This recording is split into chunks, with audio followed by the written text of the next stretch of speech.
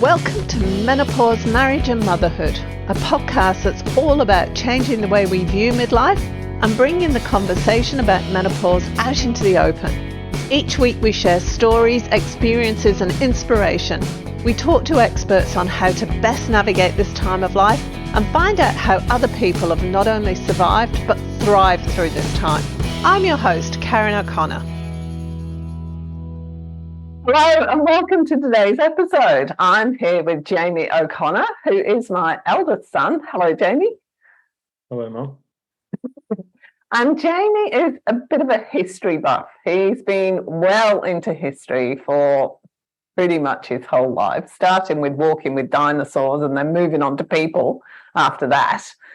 And we wanted to talk today, we were going to talk about something else, but we decided in the end to talk today about women in history, really, because there's a distinct lack of them, aren't there? Yeah. It's not something you notice at first when you're a kid, but it is something that becomes more apparent over time. Yeah. So, can I just say here that we are winging this conversation, but we were going to go somewhere else and we're unable to do that for various reasons. So this is a conversation we started and we're just going to talk our way through it, which is going to be really cool. So you went to university, you did a degree in ancient history at university, didn't you? And you just delved into things before and since then too. Yeah, correct. And what was your specialisation? What's the area that intrigues you the most? So it's ancient Greece and Rome, which is the part of history that we generally call the classics or antiquity. As a kid, I was really into ancient Rome because of like the movie Gladiator. But yeah, when I got to uni, that moved over to Greece a bit more. Yeah. So 5th century Greece mainly, which is coming out of the Bronze Age and before Alexander the Great. So during the time which Greece is most well known for, which is all the philosophers and architects and artists. This is generally the period of time where most of them are from. And that's 5th century BC. Yeah, correct. When we think of all those all that ancient history, we think of people like Socrates and Aristotle, and there's all these men. You never hear about the women. Talk to me about that, because you were saying there aren't many women. You could think of 3, and it took you a good few seconds to think of that many. But you said we can only extrapolate what we know from their absence. Yeah, correct. And it is risky to do that because, you're just sort of guessing from passing remarks. It's generally the case that first-person sources from like most of history don't really sort of talk about their own culture per se, like gender roles. They would just, I can't think of an ancient Greek source who thought gender roles were worth commenting on. I guess the gender role seems to have been fairly familiar to us. Women were domestic and men were not. Seems to have been ubiquitous throughout Greece, but the interesting part about ancient Greece was because there were so many different quote-unquote countries, there was lots of different ways of doing things. We know of at least one matriarchal society. It was Greek, but it's in modern Italy. But I don't know too much about it. I don't know that anyone knows much about it, to be honest. I don't know how we heard of it. What was it? Just a city whose governance was known to be matriarchal. It was a very small community. I don't know too much more about it, to be frank. But yeah, that thing was probably passed down to us because it was so unusual and just commented on and then left. So yeah, we really do have a paucity of evidence in any direction. So what do we know about the women? Let's go off, because I was saying to you that I had a guest on a few months ago. And one of the things she looks at is women in history have tended to be overlooked even when they've been in charge. Like the men just go, oh, aberration, because it's that men tend to be the historians. We don't want to talk about that. Let's focus on all of these fabulously virile deeds that are happening over here. Yeah, I don't know if they were overlooked because they were women and because the historians were men. I just think certainly in ancient Greece, there's just not really any, if you're interested in political history or military history, which are the two main branches of it, just very little to comment on at all. Generally, where women come in political history is in palace politics. This is more prominent in Rome because of the nature of governance. What was the difference in the nature of governance between Greece and Rome? Well, it depends on the time. So Rome had in the Republic, a very curious form of government. But I don't think that form of government was really too different to what we might have expected in parts of Greece. There was elements of it that were popular sovereignty. So Rome had what in Greece we would call an ecclesia, but in Rome was assembly. They also had a sort of a group of aristocrats. In Greece, we'd call that a gerousia. They eventually became oligarchs. So the difference between, so an aristocrat is powerful by birth and an oligarch is powerful by sort of whatever practical power he has in the moment. So it could be money, in which case he would be a timocrat. But generally it's a combination of both. I mean, it had some monarchical elements. I think a lot of nuance is lost because the main purpose of government, like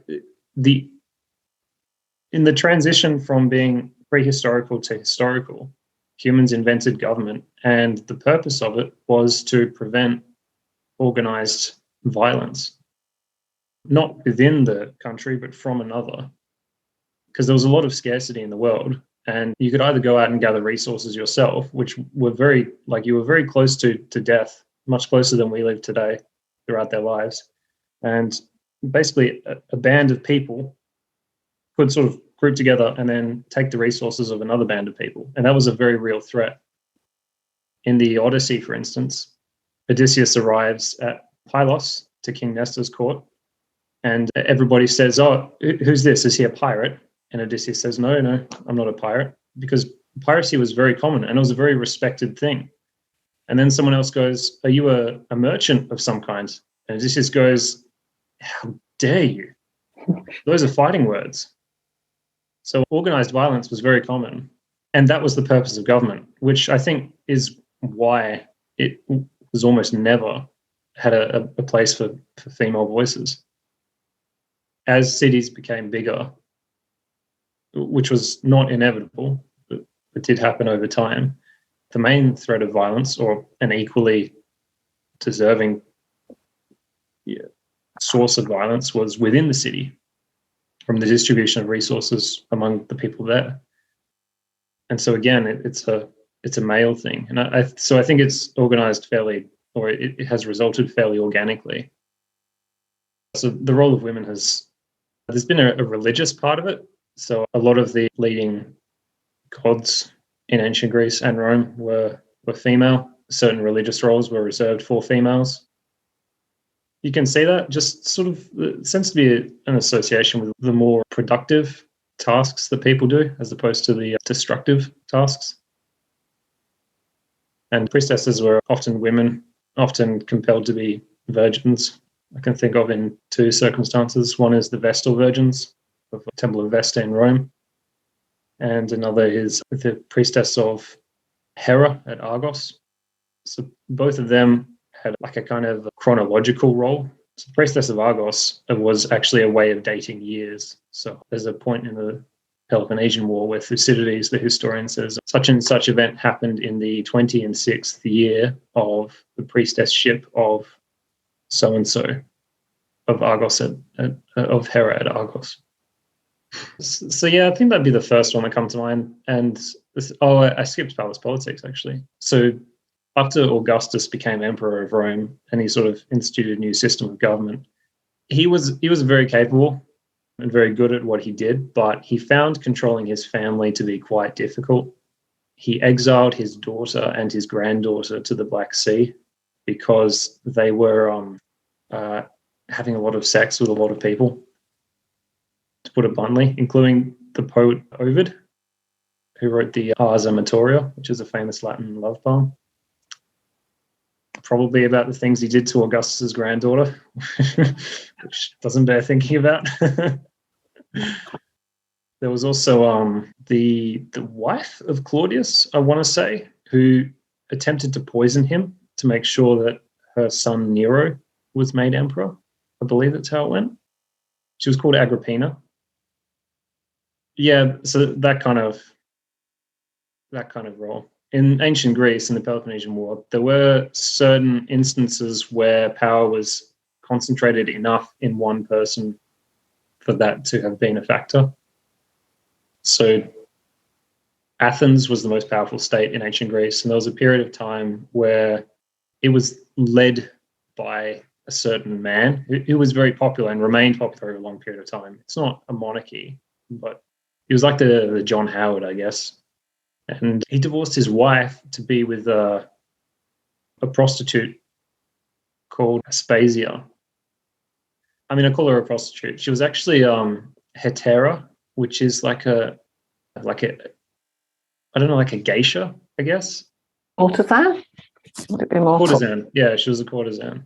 So she was known to be very intelligent. If you read some of Plato's dialogues of conversations with Socrates and his mates, she's in a couple of them.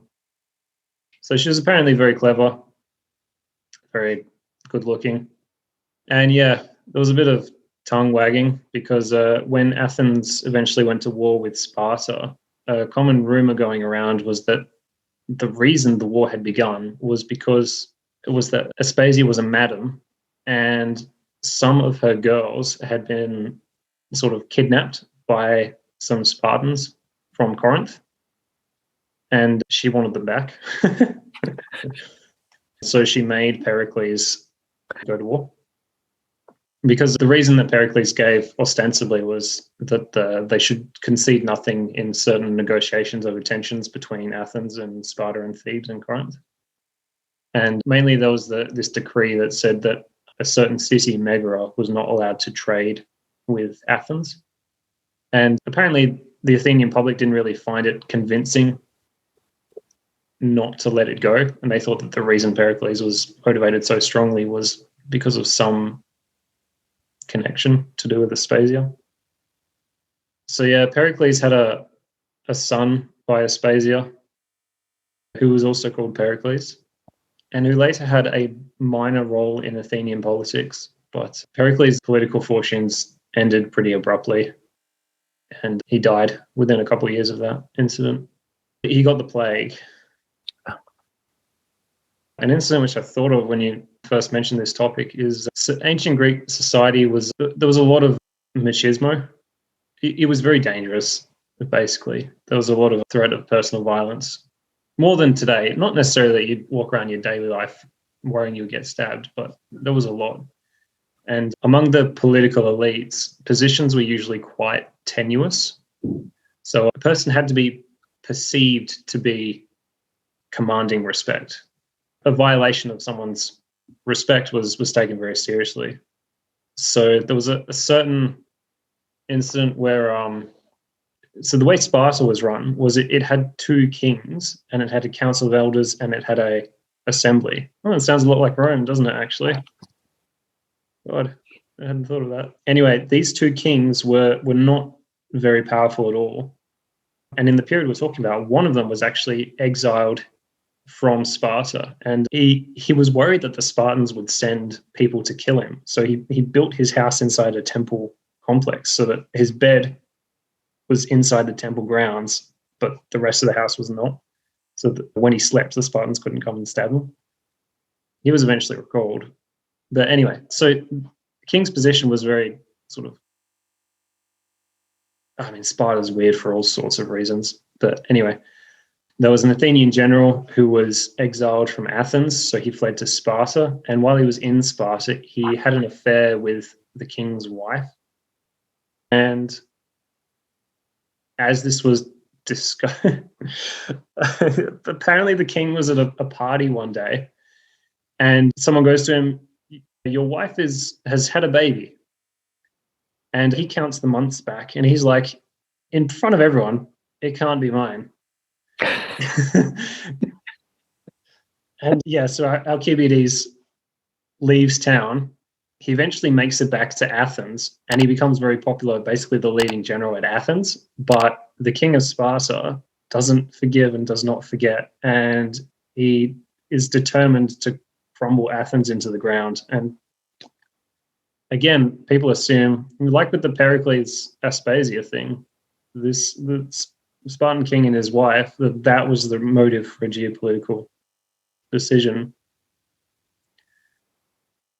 Yeah. Any questions? So, I mean, the famous one of that is Helen of Troy, isn't it? Yeah. Yeah, it is. What happened there? Because we've seen the movie. Well, I haven't actually seen the movie, but I kind of know the story. But what really happened there when it doesn't involve Orlando Bloom and Brad Pitt? What went on? Well, I mean, all we have is the Iliad, I guess. Is it a true story? I mean, probably. Troy was a real place. We know from the stones that it was burnt down and earthquaked several times, including around the time when the Trojan War could have happened. But it could have been a story. It could have been. I somehow doubt it. So basically, it's in song form. It's like an epic ballad. And these things have a way of going down hundreds of years without being changed. I read someone who was investigating that thing, and he was citing Macedonians, as in the modern Balkan people, their oral tradition, and showing that, yeah, there's like, in an epic ballad, people will change like words here and there, but it's generally the same thing, and it stays remarkably stable over long periods of time. So, no, I think it was true. But like, giant wooden horse, was that true? Who knows? I mean, the gods figure prominently in it. But yeah, Troy was, the time of Troy was a different society to ancient Greece. It was obviously really important to Greek culture in the 4th century, which is my area. But certain things were very different. It was an aristocratic culture. It was made up of lots of different basileis. So in Greece, they had a word for king, but they never used it, which is basileis. But during the Iliad, there's heaps of them. There's hundreds of them. They had a word for a one-man ruler, and that was tyrannos. And there's quite a few of them in classical Greece, but in Bronze Age Greece, no. So the role of women in that is there's female gods, one of whom is a famous warrior. Yeah, they all seem to be sort of just plain old human. I don't think women are fleshed out in Greek culture anywhere except for the goddesses. Helen's a bit of a mystery. Like, did she want to get kidnapped? Kidnapping was not uncommon in many cultures. So yeah, but I think there was a famous speaker in classical Greece, and he was known to be very, very good at giving a speech. And one of the things he could do was he was supposed to be so good that he could defend Helen of Troy and make you think that she was innocent.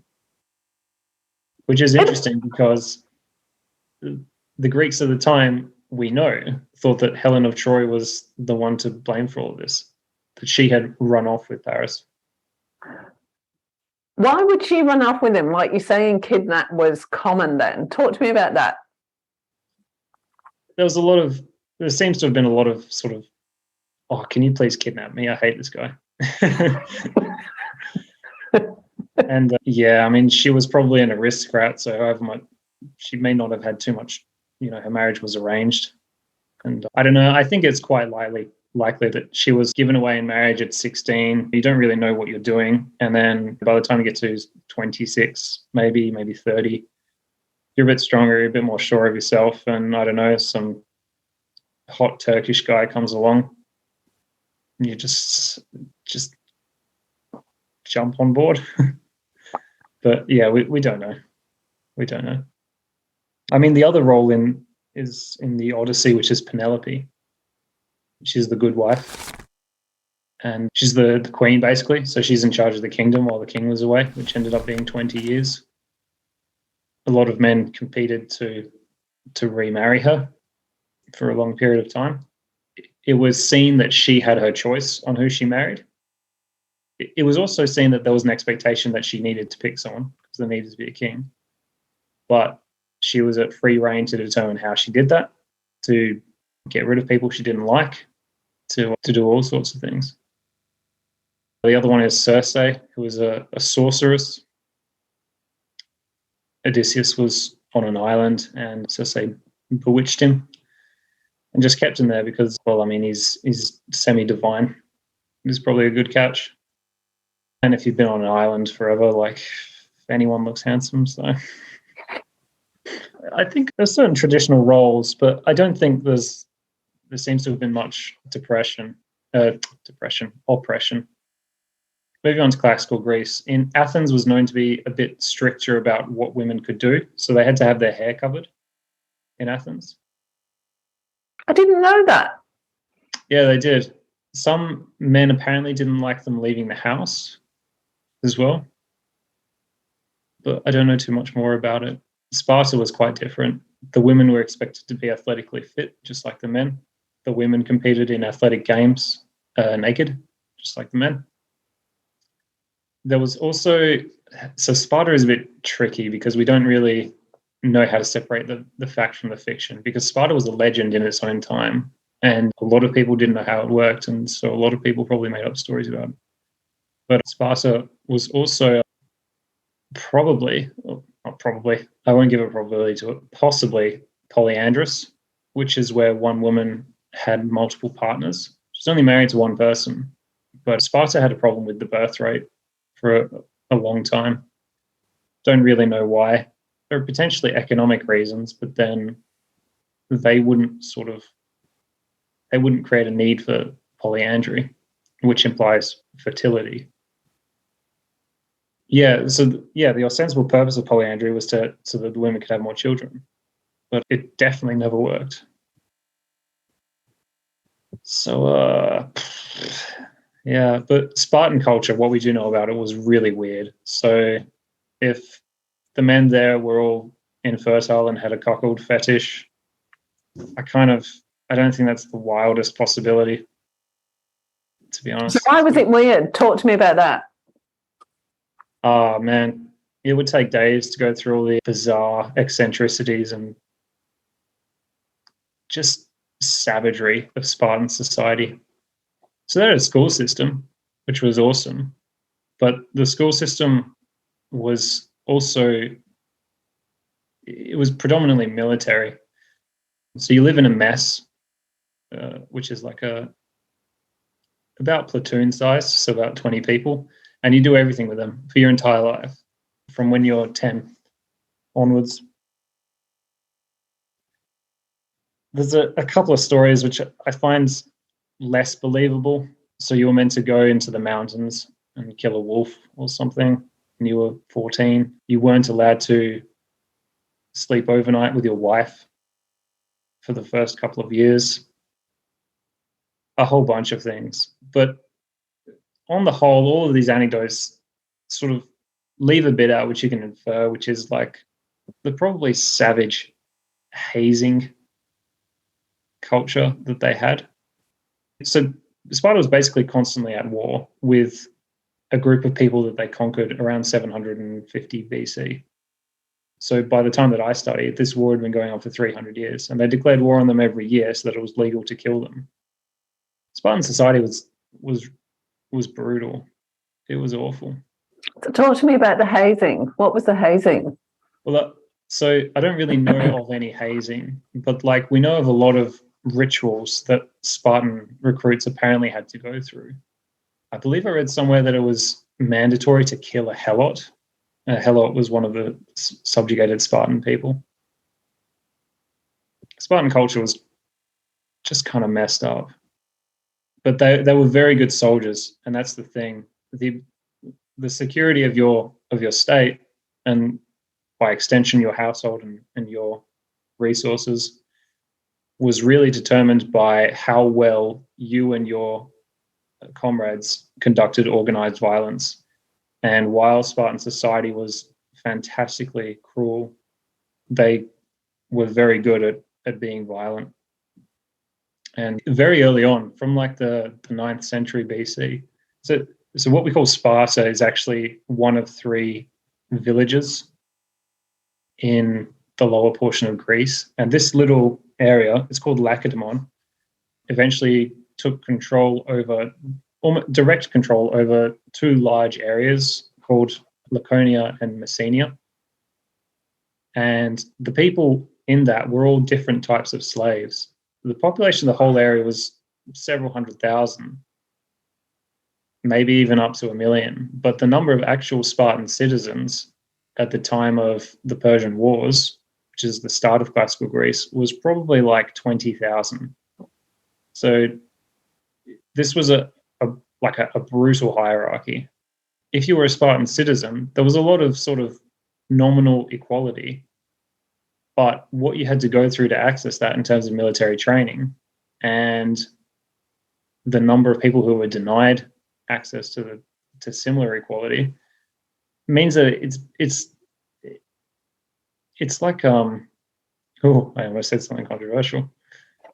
There are other states that are around today where if you have a certain religion, you are very much not an equal citizen. And I'm not talking about a Western country. So it doesn't really need expression. Sparta was basically very good at being violent. And so there was an area where everyone was effectively slaves to the Spartan state, or serfs, basically, because they were tied to the land. And I mean, they were property nonetheless. And then there was a ring of states around that who were subservient to Sparta, which is like to say that they promised they wouldn't attack Sparta and would join Sparta on whatever wars it went on. So you're giving up certain independence in foreign policy. And that was how Sparta became very powerful. But the thing is, competition sort of generates improvement. And so Sparta's enemies caught up, or Sparta's enemies, all of Sparta's neighbors eventually caught up. Many of them went to war with Sparta several times, even throughout classical Greece during the height of its power. Even little towns like Orchomenus, right next door to Sparta, were able to be a sizable challenge to Spartan authority. Sparta was eventually, it was humiliated during the Peloponnesian War with Athens, but it eventually won. It was later defeated by the Thebans. And it remained independent for several hundred years, but everyone else had just gotten better by that point, and Sparta couldn't compete. I'm not sad to see it go, to be quite frank.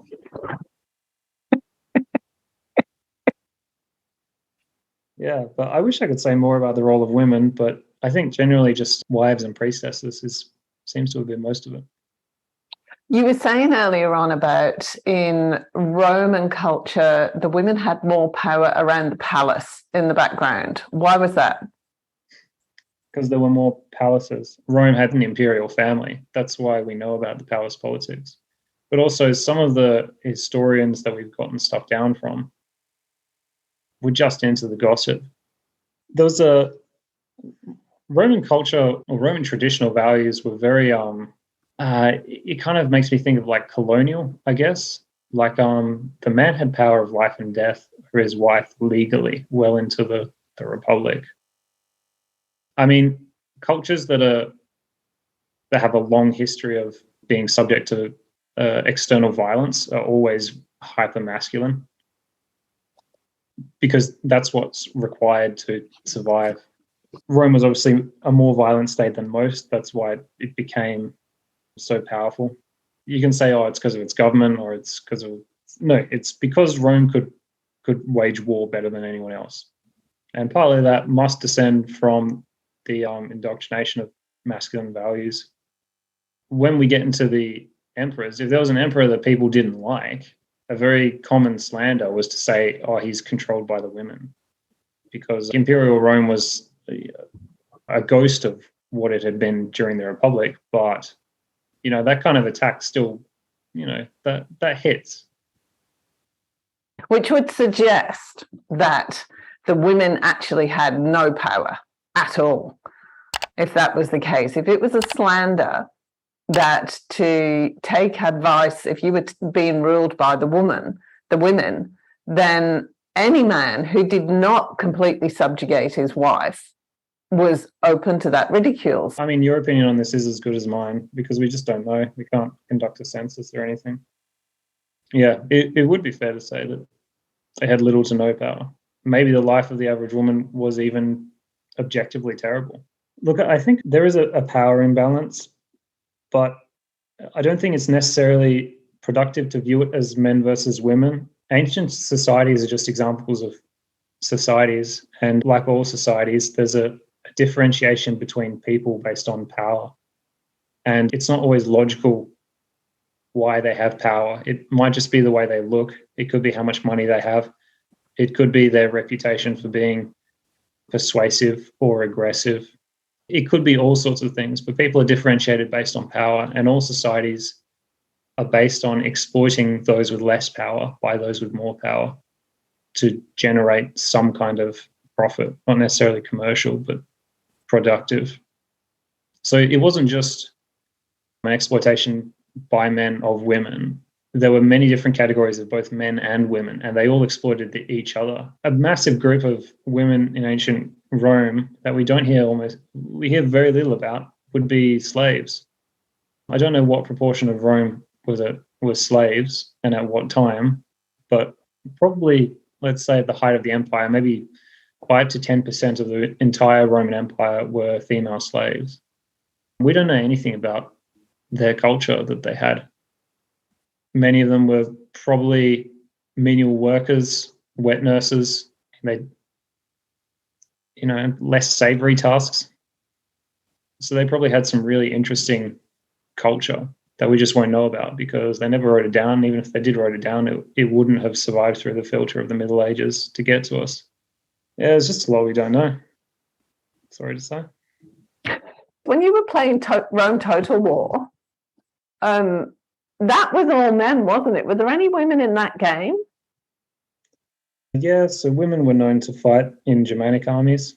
Not fight. They didn't have armor and all that, but they held weapons and they were at the back with the wains, screeching and carrying on and being cheerleaders. Scythians were known to fight. That's probably where the myth of the Amazons came in, which is interesting. We didn't get around to talking about them. Well, let's talk now. Talk to me about the Scythians. I didn't know that was what they were called. Well, so the Scythians were the people who, during the 5th century BC and before and after that time, lived in what we now call Ukraine. Yeah, they were good on horse. They had some good smithing abilities for gold. They made a lot of gold artifacts. They were into the poppy. And yeah, it's interesting we know them as horsemen, really, because eventually the region became an important source of wheat for Greece. As Mediterranean commerce grew in viability, it became more feasible for Greeks to just give up trying to grow bread crops like barley and wheat because Greece is terrible soil for that. But Greece is great soil for olives. You can't live off olives, you have to sell them. But Ukraine is great soil for wheat. So in prehistory, there was a myth, not prehistory, in early history, there was a myth of that there was a race of, or a city-state of women warriors called the Amazons. And the mythical Athenian king Theseus defeated them in battle and married the Amazonian queen. And I'm sure had many years of domestic bliss with her. Yeah, that's another thing. When the Athenian Empire sort of exploded in power around the 440s, they built the Parthenon, which is the magnificent marble temple atop of the Acropolis in Athens. That's still there today without its roof, thanks to the Venetians, but we won't go into that. And all the way around the side were these metopes, which are marble friezes of important wars from history, according to the Greeks. They were stolen by the British Lord Elgin, and they're now in the British Museum. but I don't think they will be for very much longer, to be honest. And on each of the sides, they depict an important war from history. One of the wars was the Persian Wars, the Battle of Marathon that the Athenians had won. And the idea was to connect this war that the Athenians had just won with these three mythical wars. One was the Titanomachy, which is the war between the Titans and the gods, where Zeus became the ruler of Olympus and Kronos was thrown into the underworld. And the third one was the Giganotomachy, the giants and the gods. And then the fourth one was Amazonomachy, which is the war between the Athenians and the Amazons. So yeah, they were seen as great warriors. Apparently they used to cut off their right breast so that they could fire a bow easier. Sure. I doubt it. I don't think they existed, to be frank, but yeah. Anyone else you can think of? No. I really think that's it in terms of what I know. That's really cool. It's been really interesting. Yeah. It's interesting looking at it from a historian's viewpoint, you know? Well, glad to help, and thanks for this chat, Mum. It's been really good. It has. Thank you.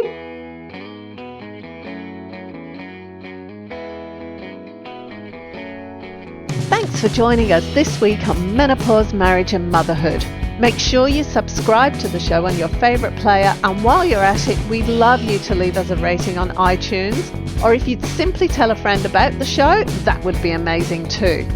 Be sure to tune in next week for the next episode, and remember, if you're busy thinking about what you can't have, how on earth are you going to enjoy what you can have? See you next week.